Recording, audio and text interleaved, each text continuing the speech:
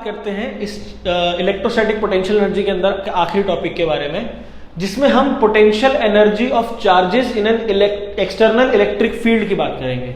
मतलब अभी तक जो हम बात कर रहे थे उसके अंदर, सिस्टम के अंदर शुरुआत में कुछ भी मौजूद नहीं था, कोई इलेक्ट्रिक फील्ड, कोई चार्ज मौजूद नहीं था।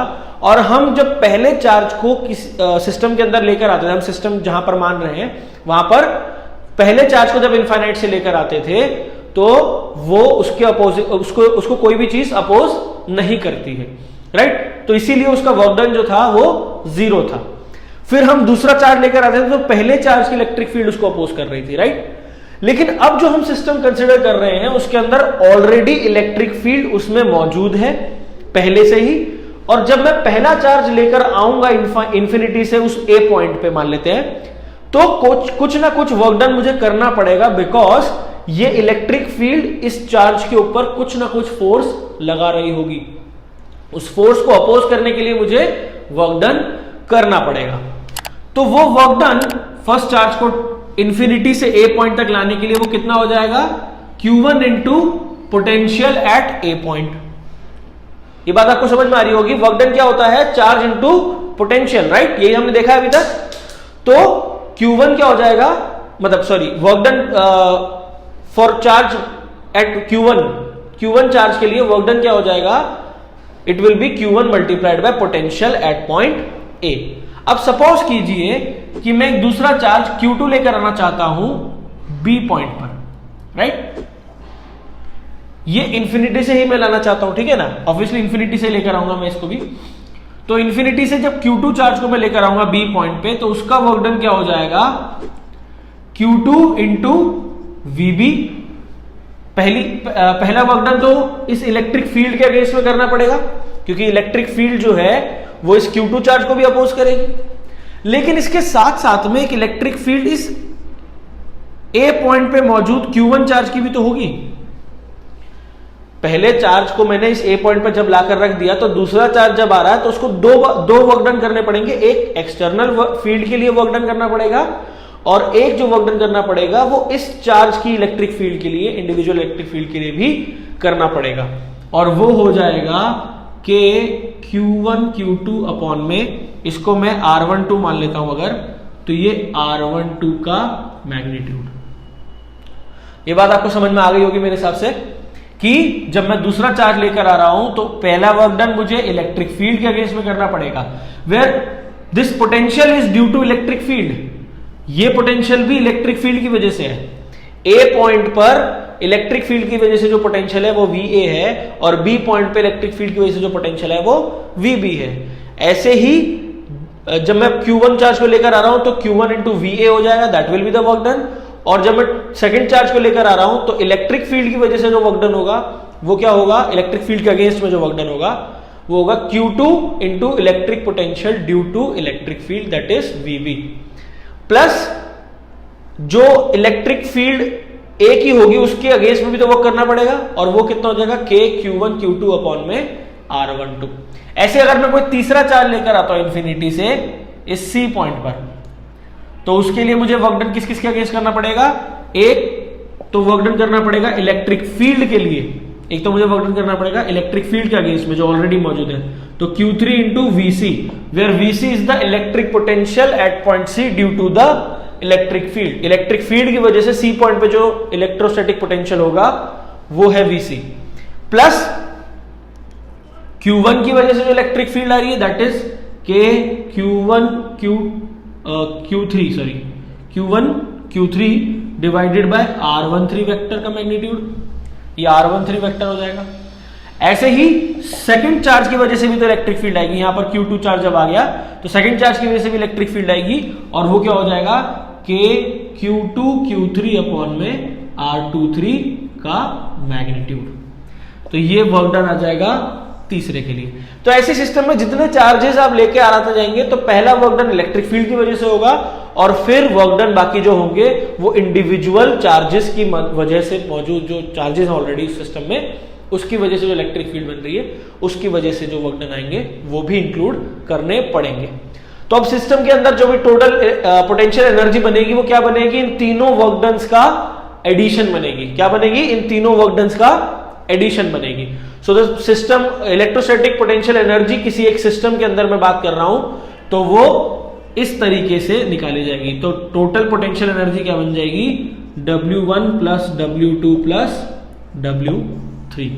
क्योंकि मैंने यहां पर सिर्फ 3 चार्ज कंसिडर करे इसीलिए यहां तक इस सीमा आया है। जब n नंबर ऑफ चार्जेस आ जाएंगे तो ये चीज n तक इस तरीके से बढ़ जाएगी। तो अब हम देखने जा रहे हैं नया टॉपिक, इसका नाम है इलेक्ट्रिकल कैपेसिटेंस। देखिए, कैपेसिटर एक डिवाइस होती है, या यूं कहूं कि तो एक कंडक्टर होता है जो चार्ज को अपने अंदर स्टोर कर सकता है। इस चीज को समझने की कोशिश कीजिएगा। जब आप किसी कंडक्टर, सपोज कीजिए कि ये कोई कंडक्टर है, कोई भी रैंडम कंडक्टर हो सकता है, मेटल पीस है ये, तो जब आप इसको चार्ज देते हैं तो ये चार्ज अपने ऊपर यूनिफॉर्मली डिस्ट्रीब्यूट कर लेता है। आपने किसी तरीके से इसको चार्ज दिया तो ये चार्ज को अपने ऊपर यूनिफॉर्मली डिस्ट्रीब्यूट कर लेता है और चार्ज को एक तरीके से स्टोर कर लेता है अपने पास में, राइट। तो ये जो इस कंडक्टर की एबिलिटी है, इसी चीज को हम क्या कहते हैं, ये एक कैपेसिटर कहलाता है। और इसी चीज को हम इसकी कैपेसिटेंस कहते हैं, इलेक्ट्रिकल कैपेसिटेंस। ये इसकी एबिलिटी है चार्ज को स्टोर कर लेने की, राइट। ऑब्वियसली इन जनरल हम ऐसा कैपेसिटर नहीं देखते हैं क्योंकि हमें एक आउटपुट फॉर्म में उससे कुछ चाहिए होता है, जिस वजह से हम इसको इस तरीके से इस्तेमाल नहीं करते हैं। हम कैपेसिटर इस तरीके से नहीं बनाते। लेकिन अगर किसी मेटल को आप चार्ज दे रहे हो तो उस चार्ज को स्टोर कर सकता है, उस चार्ज को अपने पास में रख सकता है, और यही उसकी एबिलिटी जो है उसे इलेक्ट्रिकल कैपेसिटेंस का नाम देती है, राइट। मतलब कितनी कैपेसिटी है to store the charge on its body, that is called as electrical capacitance, right. इसको हम एक और तरीके से समझ सकते हैं, it is the ratio of charge given to the conductor to the rise in its potential. अब इस चीज को थोड़ा ध्यान से समझिएगा। अभी जैसे मैंने एक चार्ज दे दिया, मैं कंडक्टर थोड़ा इस तरीके से ले लेता हूं, थोड़ा आपको इससे समझ में आ जाएगा अच्छे से। मान के चलिए मैंने इसको चार्ज दे रखा है Q चार्ज, मैंने इसको Q चार्ज दिया, वो Q चार्ज इसके ऊपर यूनिफॉर्मली डिस्ट्रीब्यूट हो गया, इसने अपने ऊपर उस चार्ज को यूनिफॉर्मली डिस्ट्रीब्यूट कर लिया। अब इस चार्ज की वजह से मान के चलिए थोड़ा इसके सेंटर से r डिस्टेंस की दूरी पर एक पॉइंट है P, राइट। तो उसकी वजह से इस P पॉइंट पे कुछ पोटेंशियल आ जाएगा, या P पॉइंट इसकी सरफेस पे मानेंगे तो सरफेस पे कुछ पोटेंशियल आ जाएगा, राइट। इसकी सरफेस पे या इसकी सरफेस से थोड़ी दूरी पर कुछ ना कुछ पोटेंशियल आ जाएगा। अब मैं क्या कर रहा हूं, मैं इसको और चार्ज देना चाहता हूं, let us suppose dq charge और देना चाहता हूं। इस वजह से क्या होगा, इसकी पोटेंशियल और बढ़ जाएगी, प्लस इस dq चार्ज को देने के लिए ये पॉजिटिव चार्जेस जो ऑलरेडी इस पे मौजूद हैं वो क्या करेंगे, इसको अपोज करने की कोशिश करेंगे। ये dq पॉजिटिव चार्ज अगर मैं इसमें देना चाह रहा हूं तो ये सारे पॉजिटिव चार्जेस इसको अपोज करने की कोशिश करेंगे, राइट। तो अगर मान के चलिए कि मेरा ये जो कंडक्टर है ये इतना बड़ा है कि ये चार्जेस को आसानी से अपने अंदर स्टोर कर पा रहा है, पोटेंशियल भी ज्यादा नहीं बढ़ रही है, राइट। इसको ऐसे समझिएगा कि मैं मान के चलिए मैं इस चार्ज को दे रहा हूं तो यहां पर इसको अपोजिशन मिलेगा और पोटेंशियल की वजह से मुझे इसके ऊपर एक वर्क करना पड़ेगा। अब जितना ज्यादा मैं चार्ज देता चला जाऊंगा ये वर्क उतना ही मुझे बढ़ा करके देना पड़ेगा ताकि इस पे स्टोर हो सके। जितना पोटेंशियल है मुझे उतना उस हिसाब से वर्क करना पड़ेगा टू स्टोर दिस चार्ज। जैसे ही चार्ज इसमें स्टोर हुआ पोटेंशियल और बढ़ जाएगा क्योंकि चार्ज बढ़ गया। अब पोटेंशियल और बढ़ गया तो मुझे और वर्क करना पड़ेगा टू स्टोर मोर चार्ज। अब और वर्क बढ़ जाएगा और पोटेंशियल बढ़ जाएगा। तो जैसे जैसे मैं चार्ज देता चला जाऊंगा पोटेंशियल बढ़ता चला जाएगा। तो कैपेसिटेंस क्या होता है, stored charge per unit voltage, मतलब जितना आप चार्ज स्टोर कर रहे हो डिवाइडेड बाय जितना उसमें पोटेंशियल में इंक्रीमेंट आया है वही आपका कैपेसिटेंस है। अब अच्छा कैपेसिटर कौन होगा, जिसमें चार्ज ज्यादा स्टोर हो पाए और पोटेंशियल का इंक्रीमेंट कम हो जाए। क्योंकि अगर ऐसा होगा कम हो जाए मतलब ऐसा नहीं होगा कि पोटेंशियल डिक्रीज होना शुरू हो जाएगी, नहीं, पोटेंशियल बढ़ेगी लेकिन ज्यादा ना बढ़े। तो चार्ज मैं ज्यादा स्टोर कर पा रहा हूं और पोटेंशियल ज्यादा नहीं बढ़ी, तो और ज्यादा चार्ज स्टोर करने के लिए मुझे ज्यादा वर्क करने की जरूरत नहीं पड़ेगी, राइट। तो इसीलिए for particular amount of charge to be stored on a capacitor, अगर पोटेंशियल ज्यादा नहीं बढ़ती है तो उसका कैपेसिटेंस अच्छा माना जाएगा as compare to that conductor और दैट कैपेसिटर जिसके अंदर चार्ज डालने पर पोटेंशियल बहुत ज्यादा बढ़ जाती है। फॉर एग्जांपल, अभी इसको और अच्छे समझाते हैं। तो यहां पर हमें एक चीज समझ में आई कि कैपेसिटेंस, इलेक्ट्रिकल कैपेसिटेंस की वैल्यू जो होती है वो होती है चार्ज डिवाइडेड बाय वोल्टेज, यानी कितना चार्ज डालने पर कितनी वोल्टेज में इंक्रीमेंट आ रहा है, ठीक है। तो सपोज कीजिए इसकी ऐसा यूनिट होती है, ऐसा unit of capacitance is basically coulomb per volt और फैराड, इसे हम फैराड भी कहते हैं, कैपिटल एस से डिनोट करते हैं। यानी कि अगर मैं आपसे बात कर रहा हूं what do you mean by 1 farad, तो 1 फैराड का मतलब है अगर मैं उस कैपेसिटर के ऊपर 1 कूलम चार्ज डाल रहा हूं तो उसकी पोटेंशियल में सिर्फ 1 वोल्ट का ही चेंज आ रहा है, राइट। उसकी पोटेंशियल में जो इंक्रीमेंट आ रहा है वो कितना आ रहा है, 1 वोल्ट का इंक्रीमेंट आ रहा है जब मैं 1 कूलम चार्ज उसको दे रहा हूं। तो सिमिलरली अगर मान के चलिए किसी कैपेसिटर की कैपेसिटेंस 10 फैराड है, इसका मतलब यह है कि मैं 10 कूलम चार्ज दे रहा हूं for 1 volt, right. 10 coulomb charge दे रहा हूं फॉर 1 वोल्ट इंक्रीमेंट, यही मतलब हुआ इस बात का। तो इसका मतलब यह है कि चार्ज अब ज्यादा स्टोर हो सकता है लेकिन इंक्रीमेंट कम है। यहां पर 1 कूलम चार्ज पे 1 वोल्ट बढ़ गया, लेकिन यहां पर 10 कूलम चार्ज देने के बाद भी जो वोल्टेज की इंक्रीमेंट हो रही है वो सिर्फ 1 वोल्ट है। तो इसीलिए इसकी कैपेसिटेंस सिर्फ 1 फैराड है और इसकी कैपेसिटेंस 10 फैराड है, जो ऑब्वियसली इससे ज्यादा है। तो ज्यादा अच्छा कैपेसिटेंस कौन होगा, जिसके अंदर जो चार्ज स्टोर हो रहा है वो ज्यादा हो पा रहा है और इंक्रीमेंट कम हो रहा है, इतना कम मतलब इतना ज्यादा इंक्रीमेंट नहीं होगा। तो जितनी अच्छी कैपेसिटेंस की वैल्यू होगी उसमें उतना ही ज्यादा चार्ज स्टोर किया जा सकता है, राइट। तो कैपेसिटेंस एक स्केलर क्वांटिटी है, ये बात आपको समझ में आ ही रही होगी।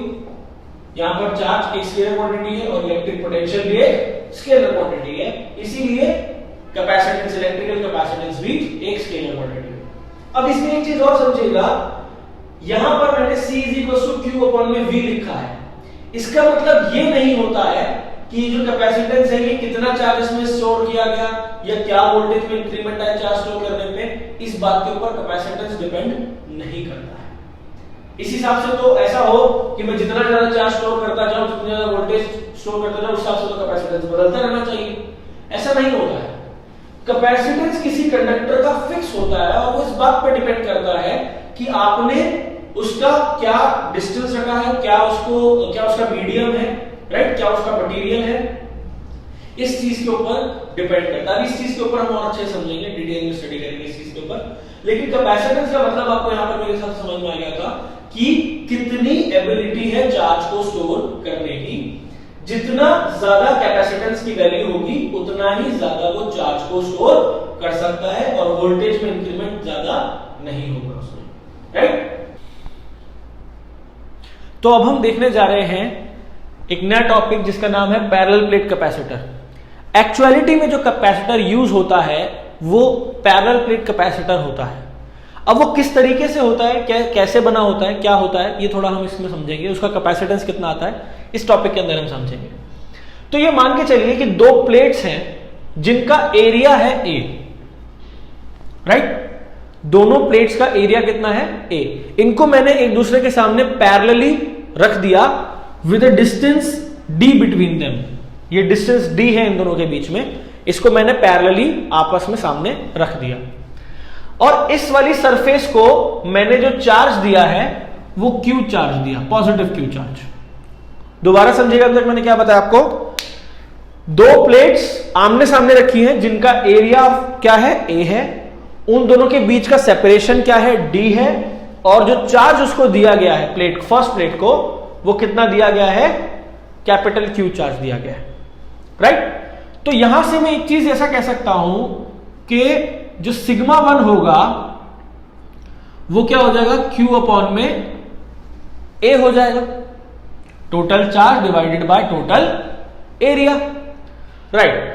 अब मैंने क्या करा, देखिए यहां पर जैसे ही मेरे को पॉजिटिव चार्ज मिला, मतलब प्लेट को पॉजिटिव चार्ज मिला है, तो क्या होगा, ये नेगेटिव चार्ज को अट्रैक्ट करने की कोशिश करेगी और नेगेटिव चार्ज कितना इधर आ जाएगा, जितना इस तरफ पॉजिटिव चार्ज है, तो क्या माइनस क्यू चार्ज इस तरफ में आ जाएगा और ऐसा ही प्लस क्यू चार्ज इसके दूसरी तरफ में चला जाएगा।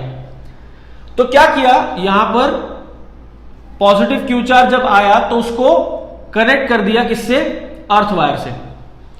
तो जितना पॉजिटिव चार्ज था वो अर्थ वायर के थ्रू अर्थ के अंदर चला गया, यहां पर अर्थिंग कर दी एक तरीके से, तो इससे पॉजिटिव चार्ज जो है वो अर्थ में चला गया।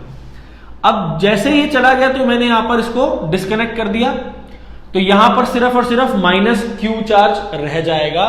तो जो प्लेट 2 है उसके ऊपर कितना सरफेस चार्ज डेंसिटी हो जाएगी, माइनस क्यू अपॉन में ए।